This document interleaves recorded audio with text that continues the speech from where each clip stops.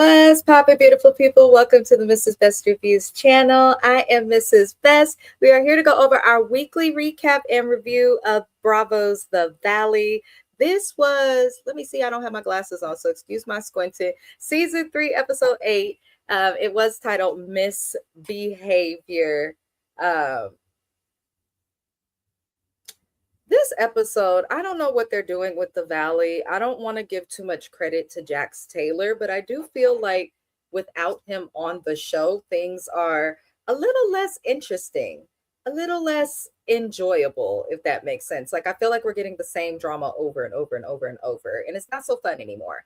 But you guys, shout out to everybody. I usually get the Valley reviews out on, I believe, Thursdays. But I am traveling for my birthday weekend, so that is why some of the videos are out of order. But if you're seeing this video, it is Saturday, so happy Saturday to you.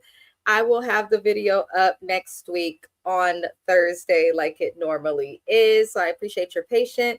I hope everybody considers tapping in with the links in the description of this video. There are some great creators that are in the description. Please tap in with them. There's also ways that you can support the channel if you are interested in doing so. Also, I do hope that everyone that stops in likes the video, subscribes to the channel, and all of those good things. And a big welcome to all of our new subscribers and a great big thug life. So this episode leaves off with Lala going off on Danny. She's screaming at him because he's kind of making fun of the fact that she has expressed that she feels triggered by how he was talking to Nia. He was talking to Nia all sorts of crazy, and I did feel bad for Nia because she was kind of in the middle of the back and forth between Lala and Danny. She's trying to tell Danny, like, let her express herself. This is a woman, and be quiet. And she's kind of really with Lala just trying to let her get it off her chest, because it does seem like Nia can respect the fact that somebody is triggered, which I respect. But Danny did act an absolute donkey throughout most of this episode, which really did annoy me. So the group goes and they have their drag show for the men, and Danny was just too lit. Like, you would think that he drank bottles to the neck. He was drunk, he was obnoxious. I'd rather deal with a sloppy drunk, someone that's stumbling, who you can kind of sit down and who will comply, versus dealing with an obnoxious drunk. I feel like an obnoxious drunk is 10 times more difficult, and Danny definitely does give that. So my other issue with Danny watching this episode, because let's call a spade a spade. I'm not going over every little thing that happened, because half of this episode was the group kind of complaining and in some ways seeming like they were trying to vindicate Janet. I feel like Danny's behavior is giving Janet's accusations of him more ammo. However, I'd like to remind everybody that the way that Danny's behaving and the accusations that Janet made are two separate things. She accused him of SA, and she also alluded to him being an alcoholic. That I'm not going to get at her about, because I definitely see it. But she accused him of SA. Like, that part was wrong. That can really impact someone's reputation. But moving forward, Nia tries to talk to Danny outside to get away from the group about how she's feeling. And you could tell that this is definitely a couple that's been to therapy, especially with how she's like, Daniel, I want you to hear me. I want to tell you how I'm feeling. And I'm like, girl, I respect you for listening to your therapist and trying to, express yourself appropriately. But every grown adult should know that if somebody is misbehaving and disrespecting you because he is obnoxiously pissed drunk, then it's probably not the time for him to hear you about your feelings. Wait till the motherfucker sobers up. If he's tripping now because he's impaired, he's not going to magically get it together because you need to be heard. He's just not. Sometimes you got to accept the fact that he's messed up right now. He's lit. There's nothing you could do. Give him some water or give him some coochie. Do whatever you got to do to make him quiet, Nia. But this is not the time to talk to him. Let him sober up. Let him sleep it off. Talk to him the next day. Let me know if y'all feel differently. But I have a husband that partied hard. He is from Oakland, California. Okay. And they like to party out here. Y'all seen E40 in Too Shorts versus We Don't Know When to Stop. That was my husband in his early 20s. Okay. There's no reason in trying to talk to people when they're drunk. You don't reason with people who ain't within reason. You just can't. So whatever, Nia. Moving forward, while Nia is outside trying to convince Danny to be okay, Lala is inside expressing all of the ways that she's impacted. Lala, this triggered you, but you were dating a mini Harvey Weinstein mixed in with a little bit of the diddler, and this is what triggers you. But Lala doesn't like the way he's talking to her. I kind of respect Lala for standing up for Nia without trying to like inherently embarrass her marriage or her husband the way that Janet and Jason did. But Lala pretty much says that she feels like Danny is mean to Nia and like they have some deeply rooted issues. And she feels like part of the reason Nia deals with it and they're so private is because they are people of faith, which is true. Danny and Nia met each other in the church. They are very big into God. I don't think there's anything wrong with that. I feel like a little bit of God and a little bit of prayer is kind of good for a marriage. However, there are a lot of people that take their faith so seriously that they will accept disrespect and things that are not okay in a relationship off the strength of, well, the Bible says he hasn't committed adultery, so I'm going to just stick beside him. No, you can stand up for yourself, still acknowledge your faith, and your husband respect it. You know what I mean? Because if they were so into faith, Danny wouldn't be dressing up as a woman and Danny wouldn't be drinking and they wouldn't be doing these crazy things like while out. So obviously they find ways around their faith when it suits them. So I'm sure that's a piece of it, but I'm sure it's not all of it. But I also don't like when people kind of try to guess what's going on in a marriage. Maybe I'm biased because I'm married and I'm married and I don't really like people in my marriage and in my business. But when my husband has acted a fool in the past and my friend's been like, he acted a fool, you got to talk to him about that. I don't get mad at them for that. If somebody's acting a fool, they acting a fool. And it just seems like Nia is struggling with understanding that you could defend your man, but you can also hold him accountable. Just seems like she's struggling with that. But the group feels like they want to stay quiet with Danny. This is what they tell Lala, Michelle, and them. And I get wanting to stay quiet. Michelle says in her confessional that the group feels like they have to stay quiet because Janet was attacked and almost canceled for having an opinion. But Janet was not attacked and canceled for having an opinion. Don't manipulate that. Janet was attacked and disliked because of how she expressed her opinion. Janet said that this man committed sexual assault.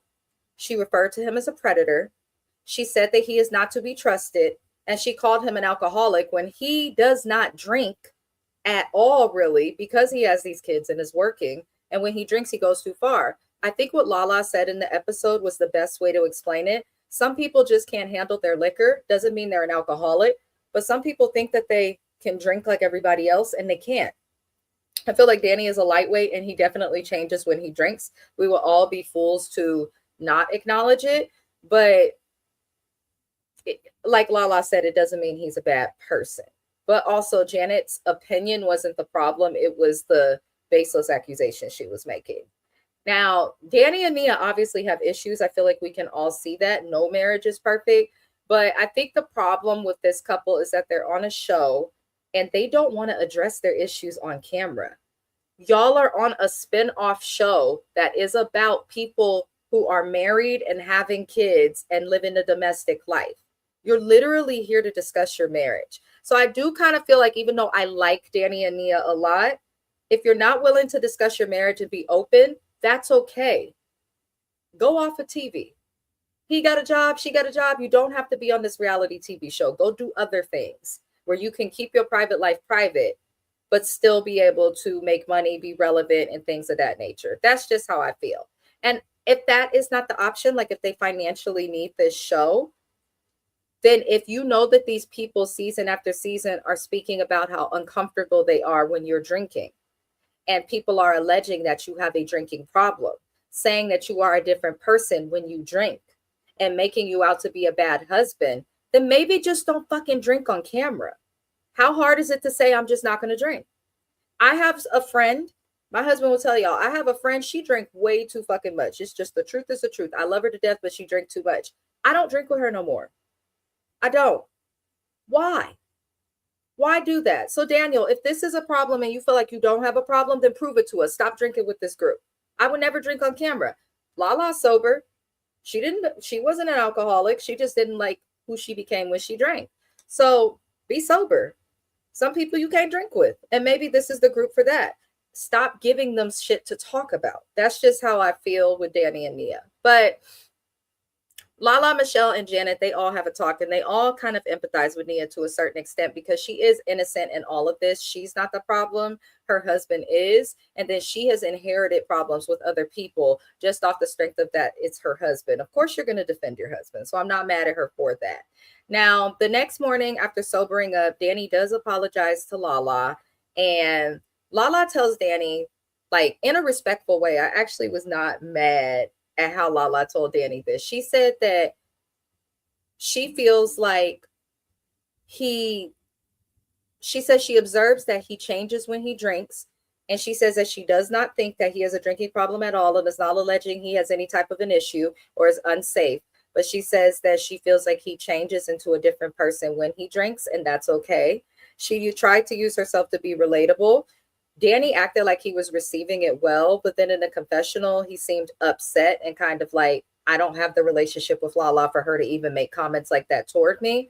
But honestly, Danny, if you choose to get drunk in a way where you behave obnoxiously and it makes other people uncomfortable, then they have a right to their fucking opinion. They just do. They just do. He's thinking he could just get away with it. No, she has a right. And if you didn't want her to have an opinion or come to you making comments like that, then you should not have gotten obnoxiously drunk around this girl. You just should not have done that. I don't understand why he's not getting that. Like, yes, Janet was wrong, but you still have to be accountable for the shit that you do, sir. It's just, you have to. But we know that Danny is going to avoid it. Later on, we see Janet pull Nia aside. They go outside and they have a little chat. Janet apologizes in a more sincere way, but Nia is one of those people where you're not just going to get a, girl, I'm so sorry, please forgive me. Nia's going to make sure that you actually understand what you're apologizing for and are actually truly sorry. Now, she tells Janet that it's hard for her to accept her apologies because Janet does repeated actions and has created a pattern. And Nia feels like Janet does not understand the hurt that she actually caused to her and her family, which I actually believe. I am just going to turn my blur off, you guys, because I am recording this late at night because I am going to be traveling, and the blur mixed in with this dark night lighting because my husband is asleep. It was not working. There we go. So that's a little bit better. Next week we'll have the lighting and all of that back. So I appreciate y'all patience. But yeah, Janet and Nia's talk was not, it kind of went well, but it just seems like Janet did the right thing by just continuing to apologize, but Janet is not going to give Nia the apology she wants because Janet is saying sorry because she has to say sorry to avoid getting canceled and to stay on this doggone show. I don't think Janet's saying sorry because she's actually sorry. I think Janet meant everything she said. I don't think she sees what's wrong with what she said, and that's a problem. And I feel like Nia knows that, but if you know that, then just say thank you for the apology and leave it to what it is. But I also feel like Janet should not deflect onto Danny because she did try to deflect on Danny and be like, well, he posts things about me. He's posting shit about you because you attacked him, called him a predator, and all these things online. He's reposting stuff the fans are posting. You've never really given an official apology, and he never even did nothing to you. So it's like, I cannot with Janet. But Nia and her are obviously not going to be close anytime soon. So the group is done with their little trip in San Diego. Everybody makes their way back to the valley, and we see Janet and Jason are speaking about the fact that they are considering baby number 2. I wish them the best in their journey. I think adoption is beautiful, so I respect Jason's family for doing that. Honestly, as quiet as his kid. If Mr. Best tells me at one point that he wants a child and I am over the age of 37, I'm going to tell him, then we need to adopt. I'm not willing to put my body through that past that age. Absolutely not. So I don't see anything wrong with adoption, but congrats to them. Maybe they're better parents than they are at being friends. I don't know. Now, Jason and all of the men on the cast, they go to play basketball. This scene was a bunch of nothing. Jason's playing basketball. He hurts his knee. He looked like he was okay. I'm like, get up. Stop acting like a little bitch. My God. Go scream oh so best. Don't be acting. The lyrics literally say, Don't be acting like a bitch right now. I send that lyric to Jason. I have torn my ACL and meniscus in both knees several times. I did a lot of sports coming up. I didn't cry like him. This fool said, yeah, I need an ambulance. You wasted a resource from somebody actually in an emergency. Talk about you hope something's actually wrong. I want the update on if something was really wrong with Jason because I just didn't feel like he needed an ambulance, but I do hope that he's okay. Moving on, the last scene we see is Brittany, Zach, Kristen, and Lala. They are all meeting up to have drinks and eat, and they end up discussing Jax Taylor. Jax Taylor is not on this show anymore. Brittany has no fucking storyline without being able to talk about Jackson. As soon as this divorce is final, she's really not going to have a storyline. I don't care to see Brittany date. Part of the reason why is because Brittany was Jax's girlfriend that he got after he had dogged Stassi, did all of this crazy stuff to Tom Schwartz, slept with Kristen. Brittany knew the show, came on the show, in my opinion, and was willing to deal with his shenanigans so that she could be famous. He got her a job, he got her some titties, all of that. Brittany only complains about Jax when his actions start to impact her. I also don't feel like she was ever accountable for her part in her decision making with him. She acts like she didn't know, but she very well did know that this man was like this. Stop talking about Jax. He's not on the show. I don't really care about any of that. Stop talking about him. You said you wanted him to, you got your sparkle back. We'll have your sparkle back. Talk about your new dick, please. Can y'all tell I don't like Brittany? Moving forward, they move on to discuss Danny and Nia at the table. And Lala says that she feels like Danny and Nia have a serious issue. Brittany does co-sign what Lala is saying. And Brittany says that she sees things, but she feels like she's not allowed to say anything. Now, I do feel like everybody sees things and feels like they're not allowed to say anything, but I also feel like they're trying to kind of protect Janet a little bit. Not so much Lala, but I definitely feel like Brittany's trying to do that. Brittany doesn't have anybody's back in the group. She really only has her own back. She's flip-floppy with her friends and inconsistent with how she supports them. But she gets really butthurt because Zach points out the fact that he doesn't think that Brittany likes Nia because Brittany's always kind of poking at her or looking for a problem. I think Brittany was jealous of Nia and Danny because they were the most liked couple on the show that was built around Jax and Brittany. And then Brittany's marriage went to shit and she had to get a divorce. Meanwhile, Danny and Nia have these problems, but they care about each other enough to stick in it and fight and go to counseling and keep up with stuff. Meanwhile, Jax is a cokehead who lost his bar. Brittany only had this show because she was attached to him. And I do feel like Zach is right. Like she pokes and prods and looks for a reason to have a beef. I think that just because Danny has his problems doesn't mean that Danny and Nia don't have something that some women in this group may be jealous of. Not everybody has to have millions of dollars for people to be jealous of them. I think it could be something like that. But Brittany gets really pissed off with Zach. She doesn't like the fact that he is defending Danny and Nia over her because Brittany literally said he's known her 17 years and has known them less. Just because someone has known you longer doesn't mean that they're going to defend you over someone else. If you're wrong and the other person's on the side of right, then maybe they're siding with that other person because they're right and you're wrong. The stuff that Brittany has excused from Janet is not okay and makes me question her morals and ethics. And I don't think she thinks about that fact. She gets a lot, she gets away with a lot of shit with this. Oh, I'm just a sweet country Kentucky girl. No, she's a messy bitch who got with Jax because of what it could do for her, knew how he was, cried when he finally did to her what he did to all these other women. And she was okay with his behavior and the messed up stuff she did, the situations that put her friends in. Brittany is for self, and that's why I really don't like her. And I think she wants yes men around her. Don't really care for it. But the group also feels like Kristen should step in as a friend. Kristen is pretty much going hard for Danny and Nia. Kristen says that she sees more of Danny as a dad and not in a space where he's like drunk and acting a fool. I think that Kristen, Danny, and Nia, as well as Luke, are actual friends off camera, so I'm sure they see each other much more than other cast members. However, Kristen can see that Danny is doing something, but also still believe in her friend's marriage. She likes that they're into the church. She respects the way that they live their life. And at the end of the day, if these people are going to a counselor to solve their problems, then that's all they can do. They don't owe, Danny and Nia doesn't owe anybody anything with their marriage.